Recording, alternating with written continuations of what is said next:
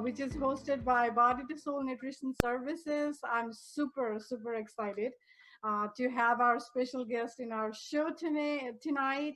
The mission of this webinar is to make you realize your potential of breastfeeding. Okay, this tonight is to make you realize that you, everyone, women, can breastfeed their babies, and no matter what the situation are, and pushing you to live your life in your terms, to design your life by your own. Okay, so first of all, as you know me. I'm a nutritionist. I'm certified nutritionist and business coach, and also a certified lactation counselor. So I have not forgot about that title yet. I'm not gonna forget about that, since I'm still breastfeeding my almost 3 years old child. So I'm currently adding the products to products of Herbalife to my Body to Soul Nutrition business, and I'm just loving it. My clients are loving it, and I'm just loving it. So we have our special guest tonight. She's an amazing human being and registered nurse. And she's IBCLC. If you guys don't know what that is like, she's just a expert of breastfeeding. She works in hospital, busy hours in hospitals, and she also work in NICU, which is intensive care unit for infants. Okay, so I'm super excited, super thrilled to welcome her in this show. Michele, welcome to the show. Thank you so much for having me. Yeah, thank you. Thank you for joining us. So let's get right into it. How do you explain your profession? I know I tried. How do you explain your profession and how people can reach you at the first place? Well, it's interesting because it's actually very new. It started in the late 80s because women had gone to bottle feeding in the middle of that century because they were going to work and there was the war, and then all the other things that they had to do. So that kind of evolved away from breastfeeding. So there really were no experienced people with breastfeeding when women actually thought that they might want to try it. Right. So they slowly had devised this position, and it takes a lot of hours, and then we sit for an exam, and we have to stay current on the information. But it's pretty amazing how it's changed over the years, and I've been doing this for a long time, and every day I learn something new, and every day I see something change.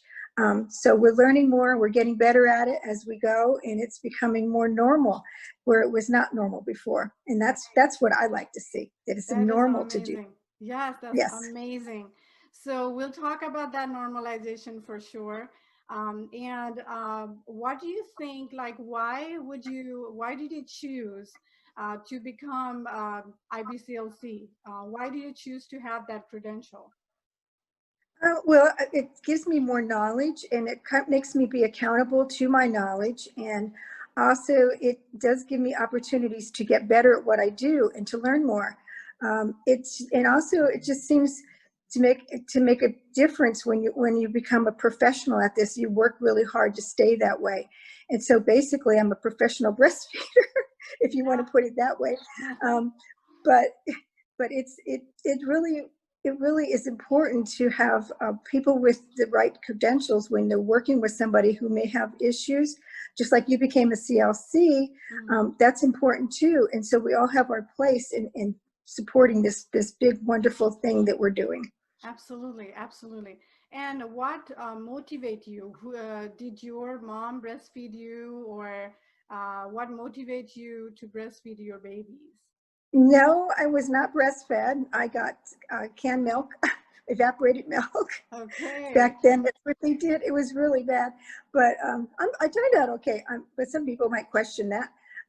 But I was working in labor and delivery, and I was working with helping the moms latch their babies on long before this became a real popular thing. And I thought, this is something I want to learn more about, and I want to make sure that I'm doing it right and doing a good job at it.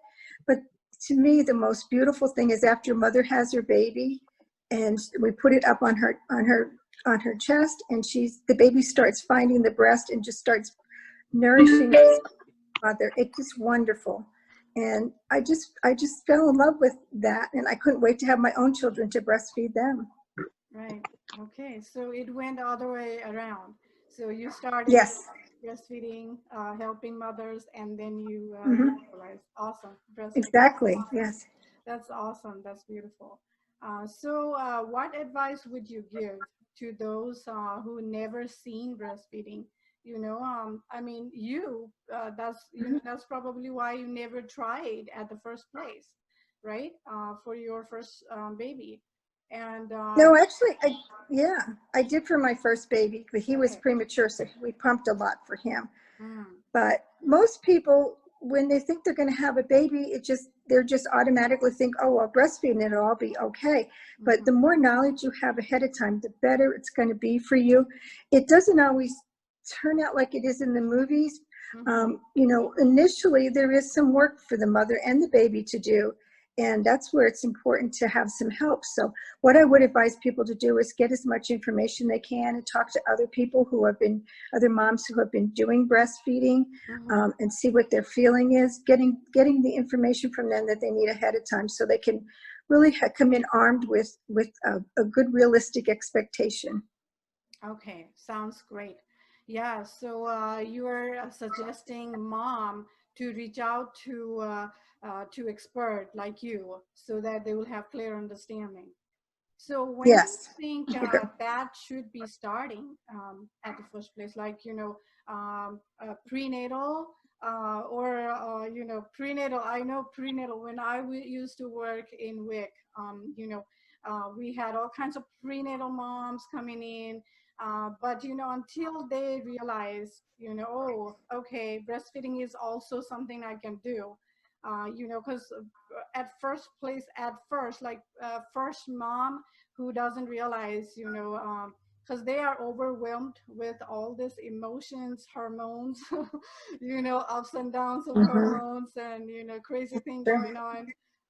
But as soon as, they get closer to their due dates, they realize that, oh, okay, something it's my responsibility. When do you think it's very important for them? I think it should start on the first prenatal visit, Mm-hmm. because I think moms need to know that it's something that they need to start thinking about. And the more that it's talked about, the more that the information is shared, other than just giving them a piece of paper, it's important for people to talk to them about it and to let them know what the realistic expectations are and how it's going to work for them, and make sure that moms are not unprepared when they come in. The moms that I have that are the most successful are those that know that it's going to take a little work in the beginning, and Mm-hmm. it's not going to turn out like the it is in the movies, and everybody's breastfeeding with those are older babies who have established breastfeeding. Mm-hmm. So I think knowing that it's going to be a little work in the beginning and getting as much preparation for that, I think helps tremendously. Absolutely. Yeah, education always helps. Hmm. Yeah, it does really. What do you think about family roles? I know you will be talking Oh, all yeah. about breastfeeding in our slides and your Mhm. PowerPoint, but tell us a little bit about it. I think it's almost impossible to breastfeed without family support. It's quite amazing how much the family members have help mom and are influencing it. If you have a negative person in the family that kind of sabotages breastfeeding, it can really make a mother not have confidence in what she's doing. I find that when they have a partner who is really supportive, Right. and wanting to get involved and help mom in any way they can, that moms are more successful. And I think realizing for people that this is a job for mother to do, to feed this baby with her own body, Mm-hmm. and they can help her with anything else that might be, watching another child, making her meals, just offering her comfort and good advice, or just telling her she's doing a great job.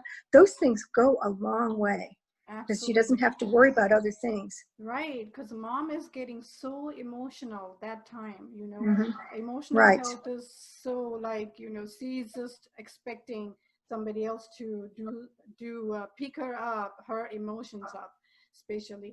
So, just like you said, you can do it, can go a long way. I completely agree with that. And of course, dads and grandma, whoever can pick up her pick her up with the emotions, Mhm. that is something very useful and very Mhm. important. Absolutely. And so we'll be talking about twins and things like that for sure. For those who Mhm. are, a little bit concerned about, okay, I have my hand full of, my plates are just full.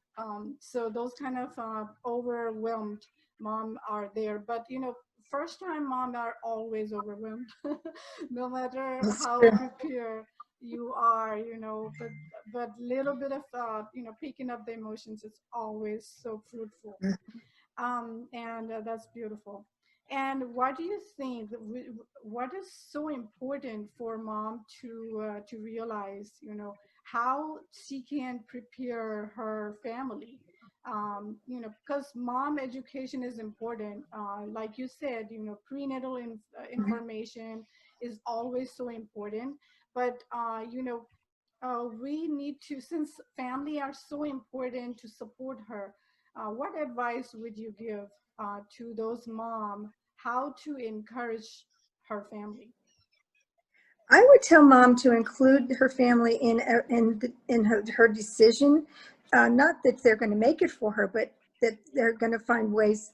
She can tell them, this is what I'm going to do, and this is how I'm going to need your help, and I'm going to need your support. So and I kind of find that people, especially like grandmas, mothers of mothers, they feel like they don't, especially if they haven't breastfed, they don't understand, but they do want to help make it successful for their daughter. Right. And so I think when they understand what's happening, and I have this happen in the hospital lots of times when I have a mother and her daughter and a baby, when they're trying to be the support person, they don't understand breastfeeding. So they should get a little bit of education about it too, and know that it's going to be a process, and know what's to be expected, of know ways to help mom. Like I said, maybe it's making meals, maybe it's making sure she's comfortable. Right. Maybe it's just making sure that she's got support and some good words, kind words of encouragement. Right. It's all Right. really important. Very important. Absolutely. And are you ready for your topic? We have a lot to talk Sure. about. All Yes, right, we do. let's get right into it. This slide is the importance of breastfeeding, and I want everyone to know it is important. This is the way we feed our babies, and this is nurturing. It's an extension of the pregnancy. It's the next stage. It's just very important to make sure that we are giving the babies the very best that they can receive. And breast milk is very special. It's actually made exactly for that baby. And it helps baby to grow and develop brain. And one of the things that's really amazing is the colostrum, which is the first milk, smells and tastes like mom's amniotic fluid. So baby will gravitate to the breast because they're familiar with it. This is a picture of the breast here. If you can kind of look at, kind of get an idea that the milk ducts are behind the nipple, and the nipple is not where the milk is. You don't suck on the nipple to make the milk come out. You actually compress the areola, which is behind that, which are the alveoli, which help the milk to have a letdown reflex and to be injected into baby's mouth with baby's negative pressure and baby's sucking. So there's a whole process behind it. And if you can see the picture in the top with the baby with the cheek and the nipple in the mouth and the milk going in, I think that kind of gives you an idea how it goes from mom to baby, and it's so important. Yeah, I love We that can do picture, that. by the way. I do too. Okay, the benefits of breastfeeding for the baby. Oh my goodness, there's so many. Basically, it prevents disease such as diarrhea. We see babies, because babies could actually die from diarrhea if they get dehydrated. It also decreases the amount of respiratory infections these babies have, less colds, and they actually get better faster if they have it. So if there's a cold going through the house and the baby's being breastfed, often he won't even get a cold. And ear infections are another thing. We don't see them in newborns very much, but as the baby gets older and it becomes an older breastfeeding baby or a toddler, they'll have less ear infections because they'll have the right antibodies in there. The next one is neck, and that's necrotizing enterocolitis. And this is very important to preterm babies because it can be devastating to them. And that's when basically the bowel starts to die. And we find that happens less with human milk than it does with, I'm not sure, I don't know if it even happens very often at all with human milk, but with formula, which is like a foreign substance we're putting in the baby's body, the babies sometimes have problems digesting it when they're premature, and it really does cause a lot of digestive problems. And then when the bowel starts to die, the baby is very much in trouble and needs to have probably surgery to remove part of that bowel. It's very dangerous. The other thing is sepsis in premature infants. They're so susceptible to getting ill because some of their defenses are not there yet. So they're going to get all of that immunization basically from mother's milk. Another thing that is diabetes. Babies will not, our children will not have diabetes as often when they come from a breastfeeding mother. So we have a chance to decrease that. And another thing that goes along with that is obesity. There's there's information that says children know when to stop eating when they're breastfeeding, but when they get a bottle, they'll just keep sucking till it's empty. So you can give a newborn 8 ounces, and it'll take it even though its stomach is only the size of a dime. So it's just important to know that the baby knows exactly what to do. And it's always ready. Milk's always ready there from the breast, and it's always the right temperature. So we don't have to do any preparation. We don't have to worry about, if we have a hurricane or something, how are we going to feed our baby? What if the water is contaminated? How are we going to make formula? So it's really amazing.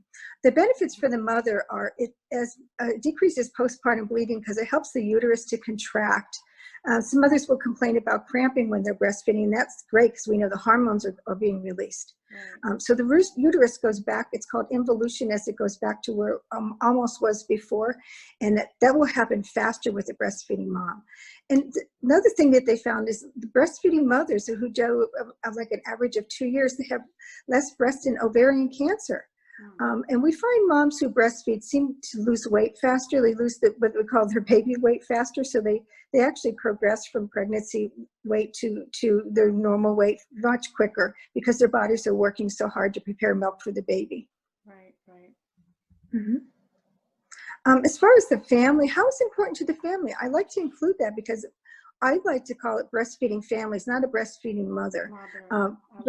Breastfeeding families have less illness all around because partly because mom is offering antibodies to the baby, but also because most children siblings have been breastfed also, and it just seems like there's less chance of passing illnesses around. It's also better for the environment. There's no waste and there's no pollution. We're not doing bottles and having cans to throw away and all that. And that also helps with manufacturing. We're not manufacturing anything. Mom's making the milk. We're not having a company out there causing air pollution and water pollution trying to make the formula and do everything that's involved with that. Okay. This is a hot topic right now with everybody, the COVID. And should moms with breastfeed if they have COVID? I have had a lot of moms in my care that have had COVID, tested positive for COVID with no symptoms. And I've had moms who've been sick. And what we found, we don't think it travels into the breast milk. Most of the SARS, which is where this infection comes from, the SARS infections, they found that the breast milk is not transported in breast milk. So actually, baby's going to benefit from breastfeeding if mom does have it because it might prevent baby from getting sick. So it's very important to try and keep mother and baby together if possible. There are a few precautions that we take. A mom has to wear a mask. Mom has to wash her hands frequently. They like to keep the baby at least 6 feet away from mom when it's sleeping in the bassinet. Just so that there's nothing airborne. And all these things have been pretty successful. The babies have been testing negative with the positive moms. So, I mean, we're finding our way out of this. So I think it's going to be okay. That's beautiful. The art of making milk is called the lactogenesis process. the lactogenesis is the first week that happens at 16 weeks of pregnancy. So you might even find moms saying that they have leaking, or they feel like they get colostrum early on. And the body starts doing that, just getting everything ready and getting everything in gear. Lactogenesis 2 is triggered after the placenta is released from the body. So as soon as mom's placenta is released, all the work and all the hormones that have been working on making her contract to have the baby, they go immediately to the pituitary gland and to all the centers that it needs to create the milk, and it starts working on making milk. And that's important because we need to keep emptying the breast so that we can make more. And that's what lactogenesis 2 is doing. Lactogenesis 3 happens around day 10 when we get everything established. All the hormones get established. That's why I say it takes about 2 weeks to really establish your milk supply. And that's because all the changes mom is going through. And its body is working to normalize this and figure out how much milk this baby's going to want. And the last part is lactogenesis 4, and that's breast involution. And that's when milk production is decreased and mom's starting to slow down the breastfeeding, baby's starting to wean, and the breasts are returning to more of their normal size. Right. So I would say lactogenesis 3, the third part, when mom has a lot of problems and, you know, insecurity about increasing milk supply and, you know, providing for her children. So yeah, probably a mom has to know more about this one, which we talk Yes. all the time. Yeah. Okay, and there's some issues that we can resolve with pumping. It's really important to know that pumping is not a bad thing, even though I did it with all 3 of my babies because they were NICU babies and they weren't able to breastfeed right away. And I hated my pump. I really did, but it actually provided milk for my babies. So I really I should have had a better feeling about it. Now that I know what I know now, I do realize that it was a gift to me. Some babies will have difficulty latching. They have something called the tongue tie, which is a tongue restriction. Also, they can have a lip tie or cleft lip or palate. Babies can have low blood sugars, or and they can get jaundice. So those things are also things that may cause babies to not be as effective at removing milk from the breast. So when those things happen, we would get mother pumping and encourage her that this is temporary. It's just a tool to get her through this stage until we resolve the issues. And that's really, moms feel like they're failing sometimes at this point, but we want to tell them they're not failing. This is all part of it, and that she could just hang in there a little bit. We're going to get through this together. Right. Another thing would be prematurity, as I talked about with my babies. They just don't have the stamina or the development for breastfeeding yet. They're still waiting for the umbilical cord to work, and that's not there anymore. So for them to be expected to do full feeds is really not realistic for them. They need to grow and need to develop their jaws and their suck pads in their mouth and get their brain to work well for breastfeeding, because that's not something they were prepared for. Like as I talked about the jaundice and the low blood sugar and the medical issues. And babies in the NICU, they're there for all reasons, not just prematurity. Sometimes they have cardiac issues or other illnesses that causes them to have to be in the NICU. So when they're in there and they're getting oxygen, they're not really going to be breastfeeding. They're not well enough to breastfeed. So we would get mom pumping to make sure that the pump is doing what the baby would be doing if the baby were with her. Right, because basically, you know, they are just with the mask, whatever, what was that term? With the not Oxygen? practice oxygen and, you know, those masks. Yeah. That's why probably babies are not practicing, because it's learning process for mom and baby, right? Right. So that's right. missing during that time, while, you know, we are focusing more on babies to just survive, you know. Bottom line is exactly. So yeah. that really affect mothers making milk. So that's when pumps comes in handy. So exactly. Yeah, exactly. So absolutely. And let me just talk about pumps. There's 3 different kinds actually. There is the hospital grade pump, which I call the airplane, and there's the pump that mom gets for her use to take milk out, maybe when she goes to work, and I call that the bicycle. They both get the job done, but the airplane's going to get it done more efficiently. So the hospital grade pump is very different from the pump that they get for, just pumping when they return to work, or the one that they can purchase themselves. And then some moms use hand pumps, which are really kind of, it's a last resource that we go to if we have nothing else. And hand expression is also something that we can do to help get mother to release milk. But just knowing that there's different types of levels of pumps is really important. Hospital grade pump is going to help it maintain and establish the milk supply, because it's going to mimic the baby's sucking and the baby's pattern. So it's actually they're designed with a stronger motor to make sure that mom can make milk the most efficiently and the most effectively. Absolutely. Now we are talking about a baby who has issues latching. Right. Right. Right. We are not talking about babies who are healthy and they don't have sucking problems. Yes. Absolutely not, because the babies who come out and they're breastfeeding well, mom might never need to pump. I know very many moms who's never even touched a pump. Right. And so that would be more the norm that we'd like to see happening. Absolutely. We'd like to resolve a lot of these things ahead of time. Right, absolutely. And pumps are always, just like you said, pump comes only when mom has problem, or babies has a problem. So absolutely. Exactly. Yeah, and we talked about baby issues, but sometimes mothers have issues, and so we need to help mother along with pumping. She might have an anatomy issue where she's got flat and inverted nipples, or she might have had bad latches and got some nipple damage. So those are times where we'd have her pump and try and figure out, what we can do to get through to use this tool till we can get through to get baby latching. And there are ways to get baby to latch with flat and inverted nipples. I mean, that doesn't mean you can't breastfeed. So I don't want any mom to think that you can't breastfeed with flat nipples or inverted nipples. Yeah. And the nipples change during pregnancy. But we just need to get a mom to make milk so baby will latch then. A lot of times moms will get really ill with delivery, and some of them will go to ICU. Some of them will have something called preeclampsia, where they have to have a medication called mag sulfate, which makes them very drowsy, and they're not able to hold and breastfeed their baby. So when those things happen, we would get a mom pumping. And some moms just don't make enough milk. I was one of those. I had to supplement my babies. They just don't make enough, and some moms make too much. So those are just other issues that we have to throw in there that could happen for mom. We don't know what's going to happen. Right. It can be yes. It can be some other medications, right. We cannot ignore that. Exactly.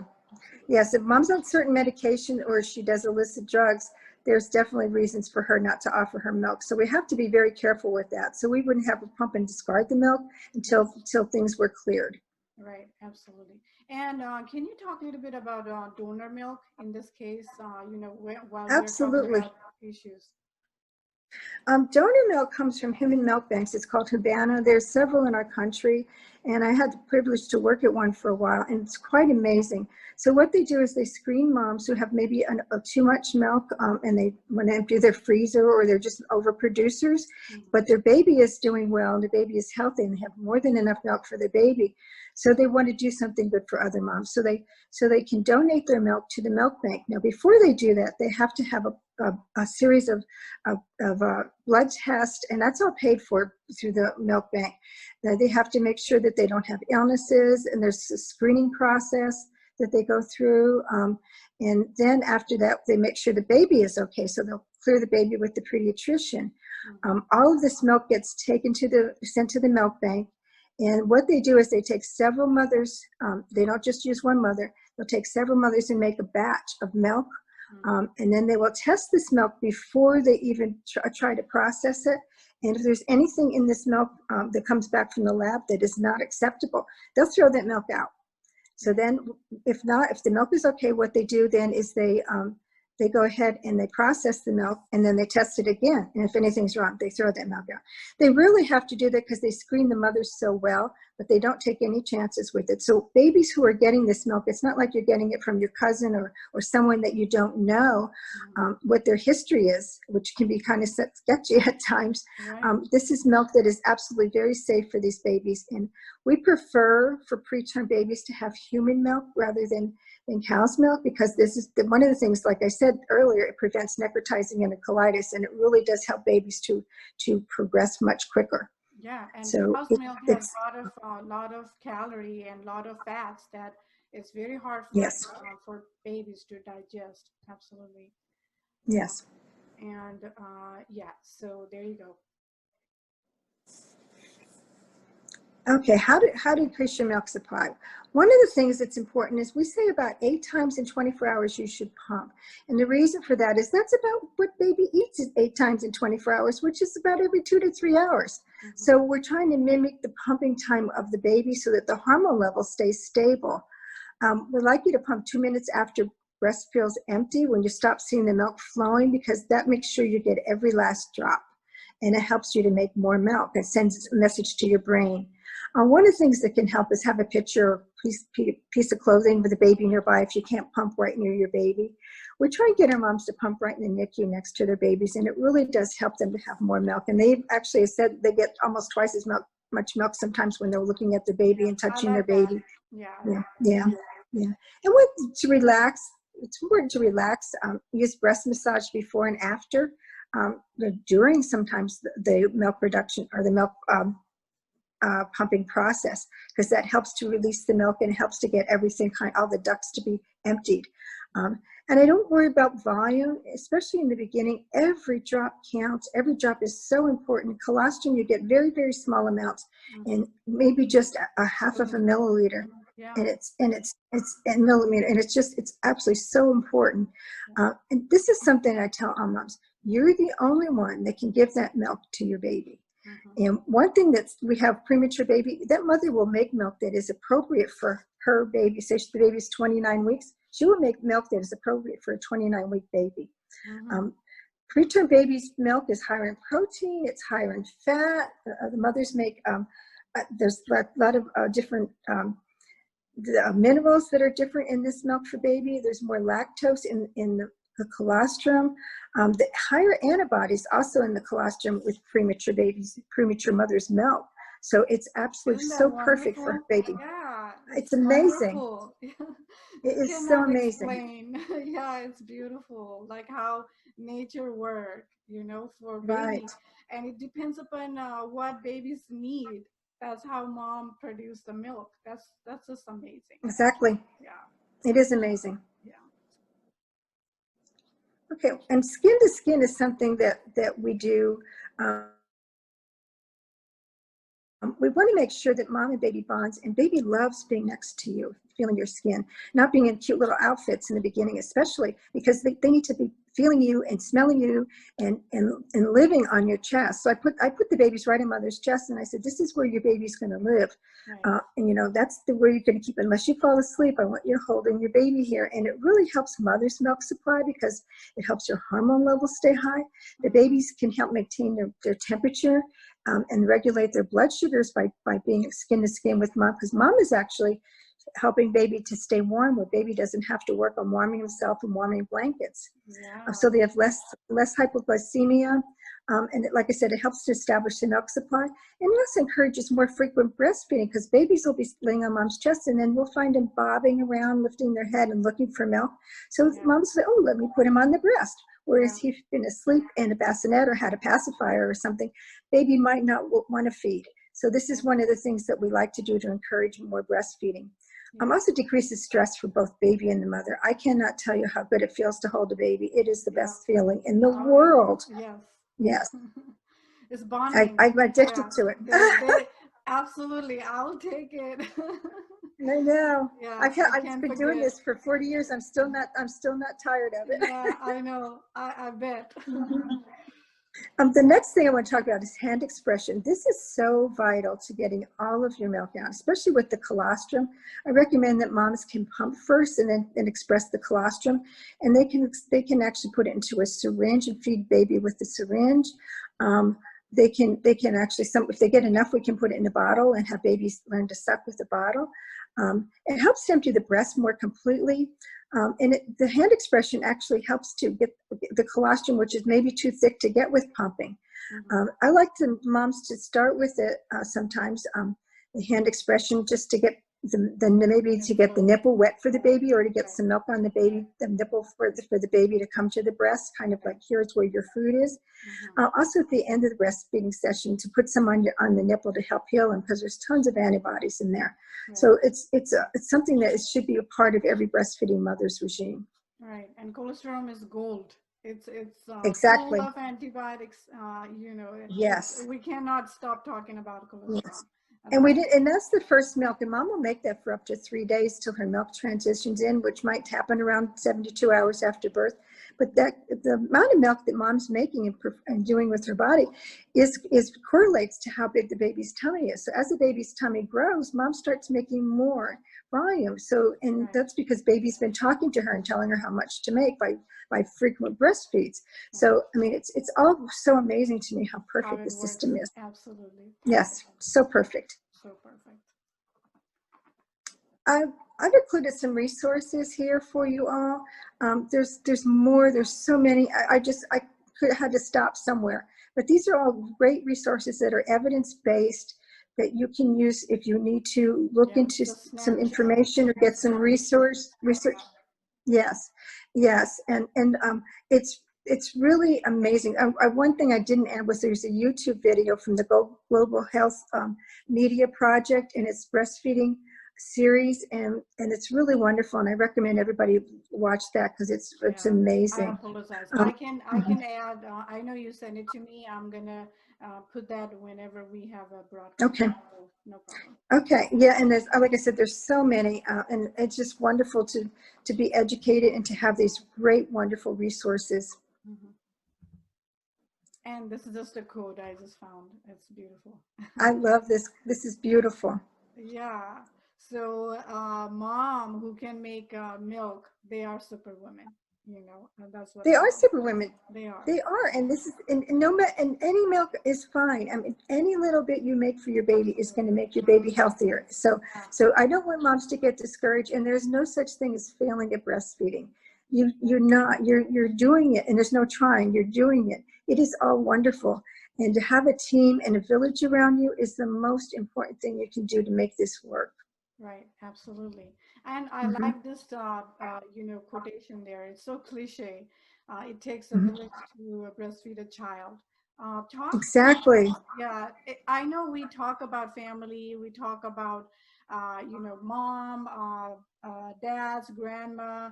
But what about community? You know, everybody has to help her, in a way. I forgot to add the picture from Tri-County, by the way. Mom, I completely forgot. Oh, yes.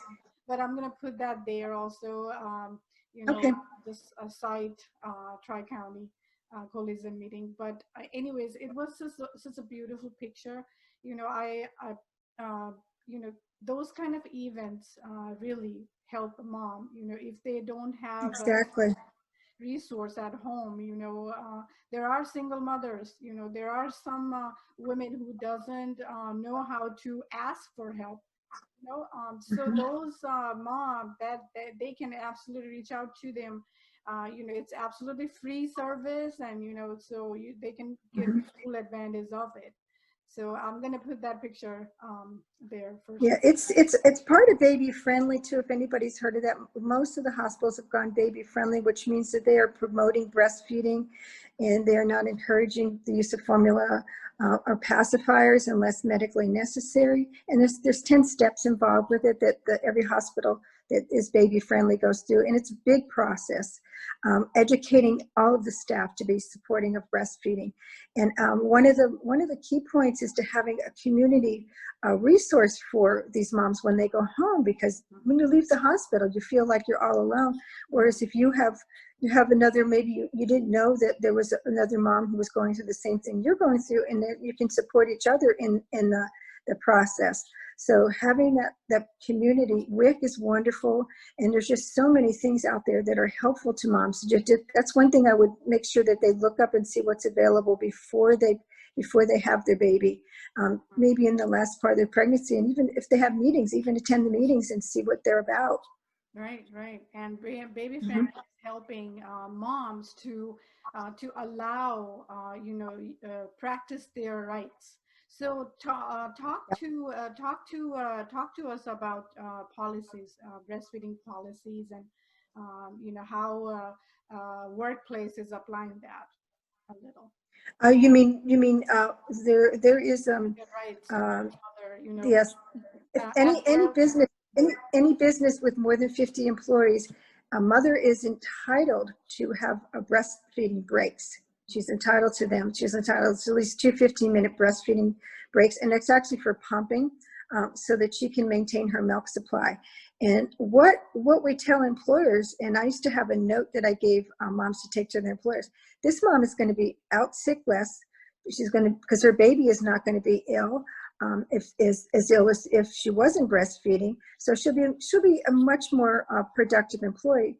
And they actually found that breastfeeding moms are very organized because they know how to time manage. They Absolutely. get things done before it's time for the baby to feed. So in order for companies to be and businesses to be supportive of breastfeeding, they need to supply a place where mother can pump, that she's not in public, she's got privacy. It'd be nice if she could have a sink, but that's not part of the policy. But I always say, if you can find a sink where you can wash things and wash your hands beforehand, it'd be wonderful. It Mhm. should never ever be done in the bathroom. There's airborne bacteria in the bathroom, and I tell them, if your employer tells you to pump in the bathroom, ask them to have lunch in there with you today and see what they say. Oh And yes. so you're making your baby's food in there. They will say, no way, we'll find you a place. I Right. guarantee it. Yeah. So it's just something to bring up with your employer also before you deliver, so they know that you're going to be breastfeeding, and you're going to, when you come back to About your work, plans. you're going to require a place. And Yeah. moms will be more willing to come back to work if they know that people are going to be accepting of what she does. Right, absolutely. And Hmm. if mom can actually breastfeed directly to their babies, that's the perfect thing to do. Yeah. But if not, there is always optional as a pump, just like you mentioned. If Hmm. priority is always latching for sure, Exactly. nursing for sure, directly to the nipple. If not, there's always alternative. And if you talk about it, your plan to your employer, they are more than welcome to, ready to help you. Absolutely. As Yeah, sometimes recommend that moms go back half days or for part of it, part of a day, so they can breastfeed before and then after their shift, so that they don't have to pump. right, And that's just an ideal situation if that can happen. And there's a lot of employers who are very willing to have that happen. right, So that's something for people to think about. Talk to them and find a way to make it work, because, get people on your team ahead of time. right. Because you are the head of, you are the leader, you are the source of your Mhm. child. So you should be able to, be prepared and let people know what your plan are, so that you know what you want and you know what you want to get. So mom need to speak up, of course, because it has to be both ways. If you don't know what you want, if you don't think your employer will be helping you, you probably don't get help, right? It has to Right. be both ways. So Yeah. that's perfect. That's absolutely. Mhm. Anything you would like to add? Anything you think we are missing? Because it's a long topic, breastfeeding. I hope, I think we cover everything. But do you want to add anything? Um, my goodness, I could talk for hours on this subject. I understand. I know. It's just, and like I said, I learn something new every day. I just want moms to feel positive and good about this, and knowing that this is something they're doing for their babies. And one thing that really bothers me is when moms breastfeed in public or in a place where they're being discreet, but they have to feed their baby. I want people to be supportive of that and be encouraged that the mom is doing such a wonderful thing for her baby. And I think that's one of the hardest things moms have to do, is the first time they breastfeed in public, they're very uncomfortable. Hmm. So it shouldn't be that way. I would like it to get, so that's just the norm, and we just see people breastfeeding everywhere. That is truthfully why my position has been developed, because we don't have people, extended families, that we see breastfeeding. We don't see people breastfeeding, so no one really knows how to do it without getting an Absolutely. education on it. So Right. would like my job to be eliminated. That would be Right. wonderful. That would be wonderful, for sure. Yeah, I mean, mother, especially, they have to get education about their rights, just like we discussed earlier. Exactly. And also not only, at the workplace, but also their rights in the environment, how they can, they are okay, it's legal, it's not Yes. illegal thing that you are breastfeeding in the public, because it's a food eventually for your baby. It's not something that, sexual, but it's a food for baby. Exactly. Yes. All you need to understand as a mom, because if mom don't understand that, she cannot defend herself in the public, That's true. so it's mom who need the education, and of course people who need to help mom to let her breastfeed in the public. That's always become so popular topic, and it's just ridiculous. Yes. It just hurt me so bad. I know. I hate when I see articles about moms being uh, told they have to cover up or they have I to know, leave. I just hate that. I I hate it. know, I know. So I mean, we can those people talk need to about be educated. it. Right. And that's one of the things we need to do is educate the public and just people about this is the normal thing for moms to do. We don't have to hide in a closet or a back bedroom when we're breastfeeding. We Absolutely. should be able to do where your baby's hungry, we should be able to feed them. Absolutely. That's the food for baby. Exactly. So you don't hide when you eat, sandwich. So that's the same. That's very true. Absolutely. That's very true. I might hide one, eat a bag of chips, but At work. Yeah. With exactly. well, thank you so much, Michelle. Does anybody has any questions? Because this is the time, guys. Just get her. This is the time, because she's a very busy person, and I would like to. Anybody has questions in our audience? Anybody has questions? I think I have written some of them. Let me. Sophie, can I have a question? Um, can you This have is a Annie from Philippines. Yes, Annie, go ahead. Thank Hi, you. Annie. Hi, Annie. Hi, Michelle, and hi, Sophie. Good evening there. I have a Good evening. question. Yes, I'm not sure if this will relate to breastfeeding, but I think this is related to it because as I have learned that women who hasn't been pregnant, who hasn't been giving birth, of course they cannot breastfeed, but it has been said that, and I have read it, that it will give health concerns, or most likely they are prone to like breast cancer or ovarian cancer sickness, those women who doesn't go through this kind of changes in their body. What can you say about that, Miss Michelle? Well, and actually, that's one of the benefits of breastfeeding is it does prolong our health, and it does allow our body to do the natural things it's supposed to do. So it does prevent by keeping the hormones in check. It does prevent some of those diseases. And everybody doesn't have to breastfeed. It's not for everyone. And if someone chooses not to, they shouldn't be chastised for it either. I want everybody to make their best choice that they're comfortable with for their baby. I would like them to breastfeed, but that's my choice too. But I think that there's not a whole lot we can do about people who choose not to, if that's their choice. Or people who do not choose to have children or can't have children. If that's their choice.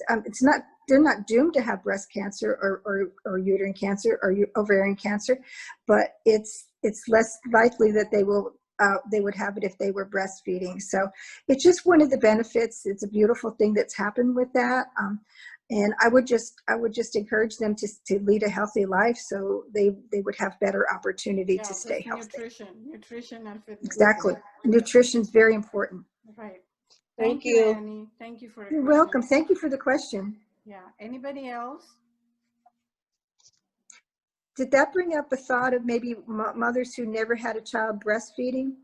That is possible. There are mothers who say they're doing an adoption and they would like to breastfeed their babies. I've helped a lot of mothers with this process. They take some hormones early on before the baby is born, if they know when they're going to have a baby, maybe through a surrogate.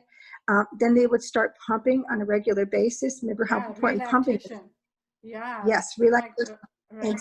yes, and they can, and then when baby's born, they've actually come to the hospital. And I've helped moms do this beforehand, and they've actually come to the hospital after babies are born, and we would get the baby latched on, and whatever milk mom made was wonderful for this baby. And you know, it did help. And sometimes they can make a full milk supply, which is totally amazing to me. It kind of tricks the body. The hormones trick the body into thinking mom was pregnant. So that's how that works. But that's something that's very interesting. It's a lot of work for mom. It takes a lot of dedication before the baby comes, but it's worth it in the end if that's what she chooses to do. And explain a little bit about relactation, Michelle, because you know, when mom is surrogate mom, you know, she doesn't prefer to have her own child, but you know, surrogate. Right, But still, she doesn't have to be pregnant or nothing, right? To have right, relactation. That's right. such a beautiful thing. There's actually books written out. There's a whole process, and it has to be prescribed by a doctor, the hormones, and they have to be monitored, and so it has to be done very medically correct. And you can't just do it yourself. It really does you do need support of professionals to make it work effectively. Right. And it definitely can happen. A Dedication. lot of moms will do it when they stop breastfeeding and they find out their baby's not tolerating anything else, and they want to start breastfeeding their baby again. So they will go through some of this process also. Right.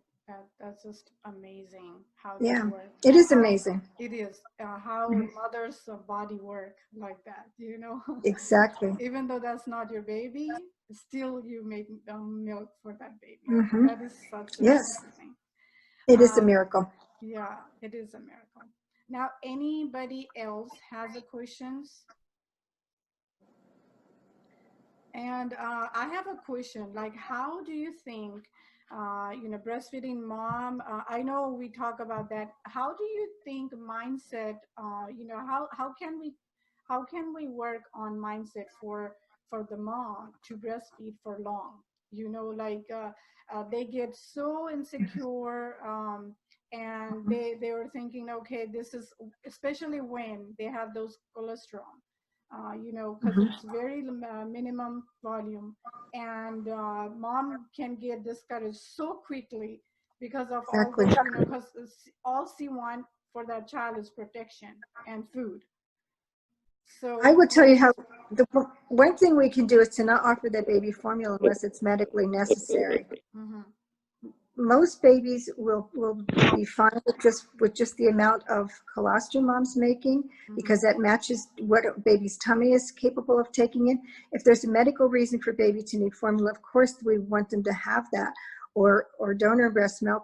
But you know, if mom starts giving the baby a bottle and formula at that point, she's sabotaging her breastfeeding process, because baby's going to get full from that and not do as much work at the breast and not stimulate mother's body to make more milk for him or right, her. So that's one thing we could do, is to make sure that we talk to mom and say, well, let's see if we can put the baby skin to skin, see if he'll nurse more often. Let's do mm-hmm, some hand expression. Let's get you pumping so we can get your milk in a little sooner. There's so many things that we can do to support her without sabotaging it with going right to feeding the baby in another way. right, right. And I always used to tell my clients, you know, just breastfeed, put baby in nipple first. When babies are hungry, they will find a way. They will learn. Exactly. You know, Yeah. before, even if mom has to supplement her with the formula, you know, Hmm.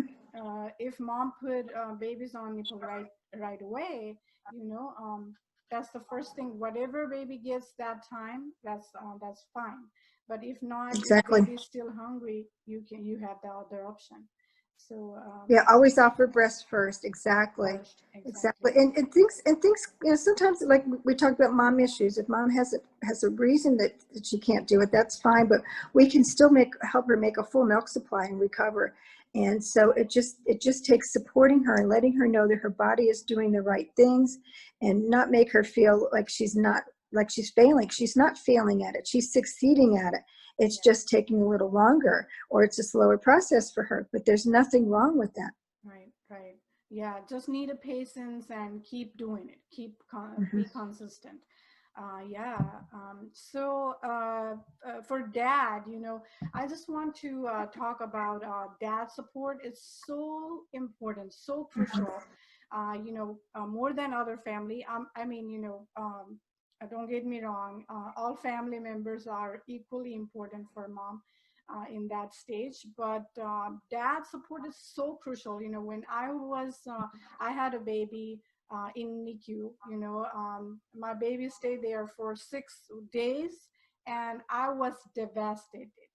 I was like, oh my God, I cannot, even though I had that mindset, I will breastfeed my baby. Without my husband, I don't think I could succeed. So how to get help is so important for mothers. What do you say? What do you emphasize on that part? Um, it's interesting because I see fathers are getting more involved now than they did before. I Mhm. think part of it is moms are talking about it and before they deliver, and and if they don't know what they need to do, I always get them to come over and say, look, you're going to put your hand where my hand is, and I'm going to make you comfortable so you can help her when I'm not here. And Mhm. I've not had a dad yet who has not been willing to help moms breastfeed. And I look at them and I say, you didn't think you were going to be involved in breastfeeding, did you? You Mhm. thought we were going to get off easy. And they go, no, I didn't think I'd have to do anything. And Yeah. it's really cool because I think those dads bond with their babies so much more So because they're so involved with the feeding process. And right. it's actually a beautiful thing to see the family bond at that point too. Right, absolutely. And skin to skin, not only mom, I would recommend Mhm. so important. It's so important for dads also, so that, baby can Exactly. smell dad. And that's Yep. how the bonding starts. At the first Hmm. place, you would never know. You don't know that new baby, even for mom. Somebody, it's my baby, but I don't know you. Yes. Yeah. So that's the first time, for mom and dad and for other family members to know that new human being, right? Yeah, So I've seen a lot of dads cry when the first time they do oh, skin to skin because yeah, it feels so wonderful and the baby just snuggles right up into them. It's just beautiful. it is beautiful. It It really is is. beautiful. So Navia said, hello, Miss Michelle. Thank you for being with us tonight. I'm Navia from Philippines. How important dad and grandma emotionally and mentally support nursing moms, especially on postpartum issue. Thank you. Yes.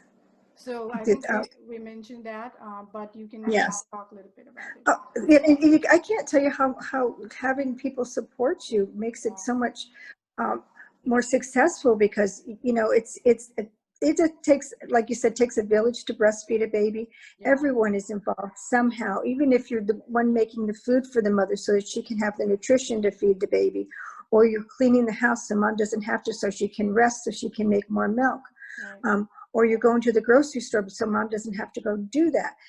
And especially like with COVID, mom wouldn't have to go out of the house and risk being exposed. So there's so many positive things that everyone can do. Family is important, and I will tell you one thing. I have a lot of moms with their mother-in-laws, and that they're not getting along with them, or they might not be supportive of breastfeeding, Mhm. but we talk about finding ways to get them involved. What could we do to get them involved? And almost always it changes their relationship when they feel like they're being supportive and they find a way that they can. We give them tools, and it's really wonderful to turn that around. Right, absolutely. Thank you, Navia. Thank you, Ati King, Great for that question. question. Yeah, that's a beautiful question Very and important. very important. And also, when I was pregnant, I used to take my husband off every time I used to go to that classes, breastfeeding class or, Mhm. CPR class, all these classes that I needed to take, I used to take him with me so that, he understand what he needed to know, beforehand, so that you don't have to wait till next, after postpartum to educate your family that how important it is, because it will be already too late, because postpartum, time is so crucial. It's like, your motivation can get you get discouraged so quickly if your family will not be supportive. So it's so important. Yeah, Families are always so it important. is. It is. Yeah. So anybody has any other questions? Yeah, we have a lot of information today, and that's why Michelle was going so quickly. But if you review this video again and again, I'm sure there are so many mothers, they need the support right now, especially for COVID and all kinds of milk supply. All these topics that you touched today, it's so important. So I think I hope it will give you tools for mothers to understand the basics and policies, rights, your rights, so that you understand the right. If you understand the rights, you know how to protect yourself. Because if you don't, you probably missing big piece of it. You probably cannot continue as you plan for. So always know your rights, your education right from the beginning, from prenatal stage. Always know, your family, your husband, your partner should be, informative about all this breastfeeding information, not only about the prenatal. And I know, prenatal time, you are so pampered from everybody, but breastfeeding can be a side. So always, it's very important for your baby. So having said In closing, I just wanted to add two things. yes, Number one, what I would encourage moms to just take one feeding at a time and not look at the whole thing and say, it's not going to work down the road. One feeding at a time is all you need to do. And if you're having trouble, before you give up, get help. Find someone. There are people, all over the place that can help you. And, find the right people, of course, but it's, that's where your research helps ahead of time to know where you're going to go for help if you need it. Your pediatrician may be able to recommend someone, or your obstetrician, or call the hospital, call the lactation consultants in the hospital that may have taken care of you. I mean, find someone to help you, because sometimes it just takes a little tweaking to make it fixed. Absolutely. So, before you give up, I definitely, and I have had moms say, I wish I had known that, I wouldn't have given up. And it's just a small thing sometimes. And that breaks my heart. Absolutely. It really does. That does break my heart too. Mm-hmm. Even though, I would recommend for reaching out to the expert, even though you know what you're doing, because you need that support every single day, because your hormones, again, you as a provider, you want to be perfect. Every mother wants to be perfect for their child, right? So your emotions are always ups and downs, but if you if you reach out to expert, breastfeeding expert, and just in case to have her as a side, whenever need. I used to have my breastfeeding expert all the time in my phone, so I used to text her, oh, I did so good today. just just to feel better about yourself. If you don't have anybody to support, there you are. You, even though you have a support as a family, in your family, of course you also need that extra support. So always reach out to expert. Don't listen to just chit chat and gossips. So there are always, they are available in Google, if you Google around. But always reach out to expert. Beautiful information, and I cannot thank you enough, Michelle, for this wonderful information, wonderful education. And Navia has something to say. I'm more confident now to support nieces, my granddaughters, journeying them in their breastfeeding journey, helping, especially cooking their favorite food as a reward for giving their best to their babies, and also to encourage some that didn't. Thank you very much for the very informative inputs. Thank you for that gift. That's beautiful. Thank you so much. Thank you. That's wonderful. Yeah. So, these are, these are little steps for us as a provider, as a family member. You can always help. Even though she said favorite food, I used to wish. Thankfully, my husband was a chef and I didn't have to worry about cooking. But cooking can be something, your family member can always help. The mother-in-law, as a grandma overall, as whoever they are, cooking or making your wife or your daughter or granddaughter happy with that taste or whatever. It's just appreciation, saying thank you for breastfeeding, right? um, Exactly. yeah, that Mhm. always gets me so emotional when I think about breastfeeding. And I'm so honored to have you here tonight. And Oh, thank thank you you. everyone who joined us tonight to encourage breastfeeding. This means so much for me and Michelle. So we thank you, and happy breastfeeding, and keep breastfeeding. This is the gift that no one can replace but you. Exactly. So we make milk and we are super women. Yes. Thank you, Michelle, Exactly. again. Oh, you're welcome. And thank you, everybody, for joining us. Yeah, thank you, everyone, for your support. Have a good evening. Have a good day, everyone. Thank you.